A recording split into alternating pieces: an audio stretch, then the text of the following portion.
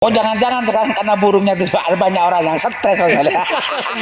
Mungkin ya salah satu penyebabnya gitu ya.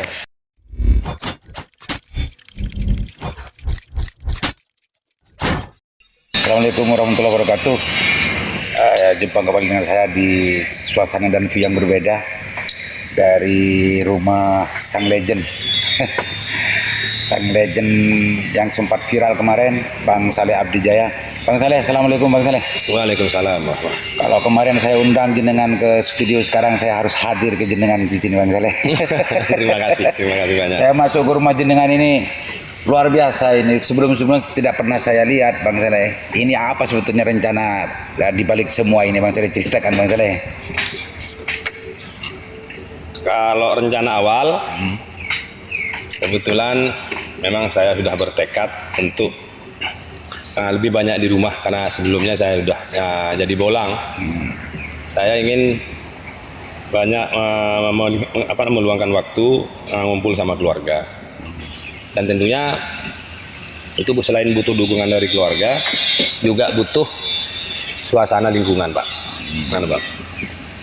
Nah, makanya ini rencana saya mau bikin kolam ikan. Kolam ikan? Ya, dengan sangkar burung, sangkar ya? Penangkaran burung, juga pertanian kecil. Miniatur pertanian. Ya. Yang targetnya sih nggak muluk-muluk, bukan untuk dikomersilkan untuk dijual, tapi untuk kebutuhan sendiri. Dan yang saya akan yakini tanaman ini memang bebas dari kimia. Bebas dari kimia ya? Artinya saya mencoba menanam mulai dari rempah-rempah, sayur yang terdiri dari bahan-bahan organik, termasuk pupuknya saya ambil dari kotoran kuda. Setelah difermentasi baru dibuat dipakai pupuk. Nah, untuk ikan ini tentunya tidak bisa lepas dari kehidupan manusia. Dan yang ingin saya pelihara ini ikan hias. Ikan hias. Koi ya. Koi dan semacamnya. Karena ikan koi ini mitosnya juga bagus, dilihat juga enak, dan yang saya yakini itu membuat jiwa kita tenang. Kok sampai ada mitos-mitos segala? Ada mitosnya segala. Saya percaya itu. Iya. Karena dari beberapa teman saya, Cina terutama, ya, itu mempunyai keyakinan ke sana. Nah, ya. Jadi bagus semua ya, mitosnya bagus, dilihat juga enak gitu ya, menyenangkan gitu ya. Menyenangkan. Jadi meskipun kita percaya ke mitos, tapi harus pembuktian dulu. Dibuktikan dulu. Memang salah satu ikan itu dilihat sangat menyenangkan, juga menurut dokter itu juga bisa dijadikan untuk terapi mata. Terapi mata. Melihat ikan itu bisa menjadi bagian dari terapi mata. Iya. Juga bikin hati senang lihat ikan gitu kan, akhirnya bikin betah di rumah, rasa adem, nggak mau keluar. Jadi hal-hal yang sebelumnya saya lakukan seperti hal-hal yang negatif, tempat keluar malam. Kalau dulu ya main ayam. Nah sekarang ya alhamdulillah saya udah agak lelah untuk keluar-keluar, maka saya ingin betah di rumah, tentunya dengan dukungan sarana yang ada di rumah, termasuk ikan dan burung. Makanya semua hiburan itu harus tersedia di pekarangan rumah gitu ya. Ya.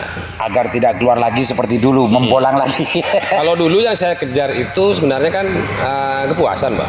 Ya. Sekarang Ketenangan. ternyata kepuasan itu tidak akan ada habis-habisnya ketika kita kejar. Ya. Dan ketenangan ini yang sulit didapatkan sebenarnya. Ternyata ketenangan itu ada di rumah. Ketenangan itu ada di rumah, tergantung kita yang tidak di luar. katanya orang bijak itu, banyak orang yang mencari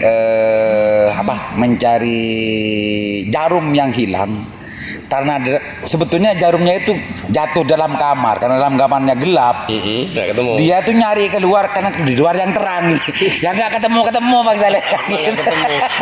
Ternyata tempat ketenangan itu dalam rumah di pekarangan kan Bang Saleh ya, menemukan itu. Kalau di luar tuh hanya mencari kepuasan dan tidak pernah sampai menemukan yang namanya ketenangan Bang Saleh ya.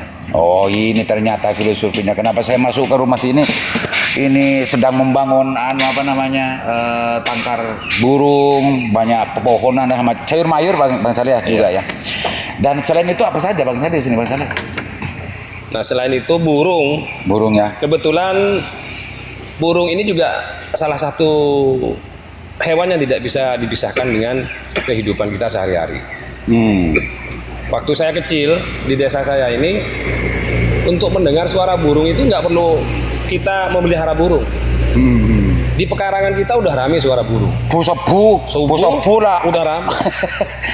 Dan mungkin bisa kita rasakan suara begitu kita mendengarkan suara burung bangun tidur ataupun sore, itu rasanya seperti apa? Beda memang ya Bang Saleh. Memang beda. Ada sentuhan dari suasana alam yang masih belum tereksploitasi oleh tangan-tangan jahil gitu. Dan itu rasa nyaman yang tidak perlu dibeli Pak. Beda dengan kita ke tempat hiburan, karaoke dan sebagainya. Itu kita mencari kesenangan dengan mengeluarkan dana yang besar. Ini tidak perlu. Kesenangan yang didapat bukan ketenangan. Yang itu cepat hilang. Mendapatkan ketenangan dan gratis pemberian yang Maha Kuasa. Nah, amat disayangkan di Madura ini, khususnya di Bangkalan, hewan yang bernama burung ini hampir punah, terutama yang bagus-bagus. Pakai jaring Bang Saleh. Saya di Bangkalan saja, di rumah saya itu pernah malam-malam itu orang di rumah pakai jaring, ada beberapa kelompok, memang kena semua.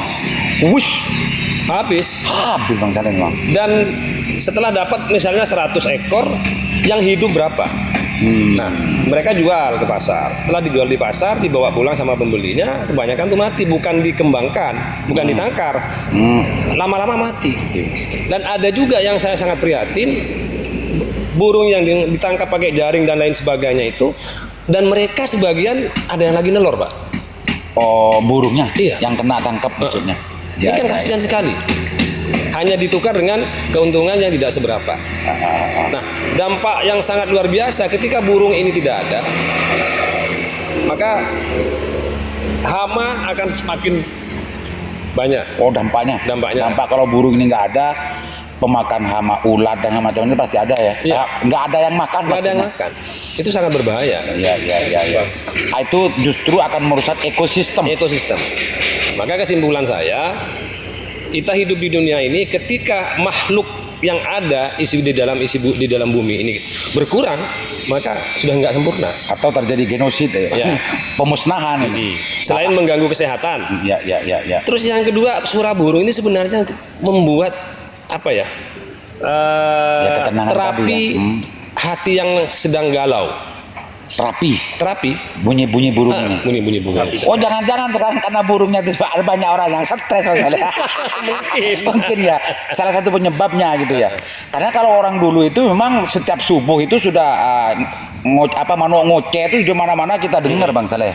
Pikiran secara tidak langsung itu langsung fresh ya. Kalau dulu memang jarang melihat orang stres, orang gila. Sekarang itu kan banyak orang stres gara-gara burung ini. Salah satunya mungkin penyebabnya itu. Makanya Bang Saleh sekarang sedang ingin mengembalikan ke habitat yang sebenarnya gitu ya. Dimulai dari rumahnya pekarangan Bang Saleh sendiri. Itu semua berawal dari keinginan bangsa untuk tidak keluar lagi, kan gitu kan, sehingga mempunyai ketenangan jiwa dan tidak perlu keluar ketika mencari hiburan sekarang. Betul. Sudah cukup melihat di pekarangan rumahnya, sudah cukup memberikan ketenangan. Kalau dulu yang dicari adalah kesenangan dan kepuasan, sekarang ketenangan dan kedamaian. Ini luar biasa. Kayaknya kalau tauhidnya itu masuk. Kalau sudah masuk sampai ke urusan bagaimana kalau ada burung yang sedang bertelur ngandung kena tangkap oleh penangkap burung dengan pakai jaring itu, ada sentuhan kegelisahan hati di Bang Saleh ini. Itu kalau orang ahli sak ngeresaki kebesaran pangeran itu sudah ada tingkatannya Bang Saleh sebetulnya. Jarang orang yang mempunyai perasaan semacam itu. Dan tidak semua orang bisa merasakan tersentuh dengan semua itu. Kalau orang sudah mempunyai ketersentuhan seperti itu berarti ya bedalah dengan yang lain. Ya kita kan semua makhluk hidup ini kan punya hak, sama-sama punya hak untuk hidup, Hak untuk hidup. untuk diberikan peluang, gitu kan. Nah, ketika burung ini sedang nelor, akhirnya dia karena induk sama pejantannya ditangkap, putus, dan telurnya ini nggak dikasih kesempatan hidup. Ya, Ini kan ya. satu hal yang sangat luar biasa menurut saya. Tapi ini kalau ini bukan guyon, tapi rasa bukan pri kehewanan, cuma memang ini adalah sebuah rasa kemanusiaan yang memang tumbuh dalam kesadaran yang sangat luar biasa. Ada rasa lotek, ada rasa tidak nyaman hatinya ketika melihat burung itu lepas dari induknya dan segala macamnya dan tidak diberi kesempatan untuk hidup leluasa gitu Bang Saleh ya. Ya Ini kembali ke ini luar Pak, biasa, ya. kembali ke ibaratnya kalau anak kita, manusia masih punya anak kecil, tiba-tiba ditinggal orang tuanya, makanya ataupun seorang ibu sedang hamil ditinggal bapaknya. koong itu Ya itu. jatuh. Jadi kalau kita ini punya kesadaran ke sana, nggak mungkin tega menangkap burung yang atau pejantannya yang sedang nelor. Ya. Nah ini salah satu refleksi hidup Iya. yang penting untuk kita pelajari, yang penting untuk kita simak lebih dalam lagi. Ternyata sekarang itu sudah banyak perasaan-perasaan itu sudah tidak ada lagi. Ya ini kan mumpung belum kasep kata orang Madura. Ya. Artinya mungkin masih bisa dibenahi, termasuk teman-teman saudara-saudara kita yang senang burung. Kalau memang mereka ini betul-betul hobi burung, tentunya tidak harus dimusnahkan. Tidak harus Tidak harus dimusnahkan. dimusnahkan. Ditangkap, ya ditangkar gitu ya. Ditangkar, dikembangkan. Dikembangkan, jangan justru Baru dijual, ya, bukan ya. dimusnahkan. Ya, terima kasih Bang Saleh. Ini luar biasa view pengarangan ini, pengarangan rumahnya ini beliau. Iya. Ini belum ke Bukit Hidayah. Nanti setelah ini kita ke Bukit Hidayah. Untuk sementara sekian dulu. Assalamualaikum warahmatullahi wabarakatuh. Waalaikumsalam.